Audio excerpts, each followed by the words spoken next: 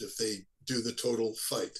And this is pre-Gaza, meaning that the two war games that Israel, participated in, thought of, planned out, didn't take into account a Gaza in revolt.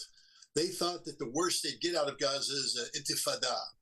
Instead, they have a full-scale war that's absorbed a significant part of the Israeli military capacity, even without a war in the north against Hezbollah. Israel can't do this, and the military knows it.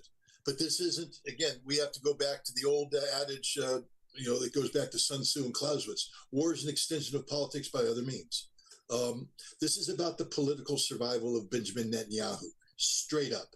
He is a desperate man who's unwilling to have his legacy be tarnished by the reality of his defeat against Hamas. And so he is prepared to sacrifice. And when I say sacrifice, I mean it in every sense of the word.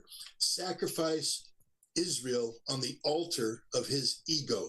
Israel not only will not win a war against Hezbollah, Israel will be destroyed by a war with Hezbollah, because it won't just be a war with Hezbollah. The gloves will come off everywhere. Iran has already said, if Israel engages in a large-scale conflict with Hezbollah and Lebanon, that it will enter and it will be a war of annihilation. This is what we're talking about, the literal annihilation of the Israeli state. Egypt is massing troops at Rafah. If you think for a second, if Israel gets involved in a decisive, all-encompassing conflict with Hezbollah in the north, that Egypt will stand by idle in the south, think again. Nations that never would have thought of confronting Israel will jump on the Israeli carcass like a starving jackal, because there is a lot of animosity in the Middle East. Israel has built up a deep reservoir of hatred.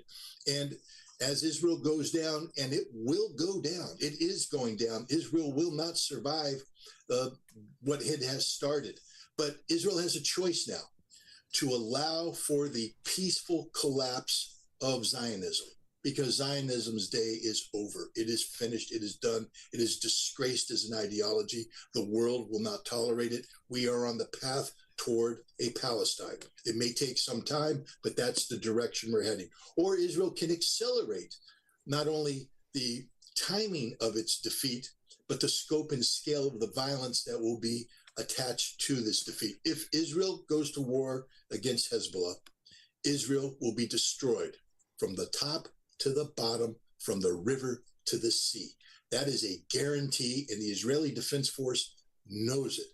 And here's where it gets dangerous, because Israel has factored in such a scenario, and it's called the Samson option.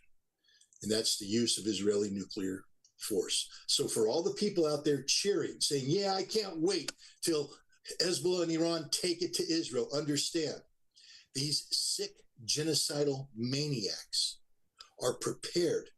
This is the same people who embraced the Hannibal doctrine, the Hannibal directive. They kill their own people.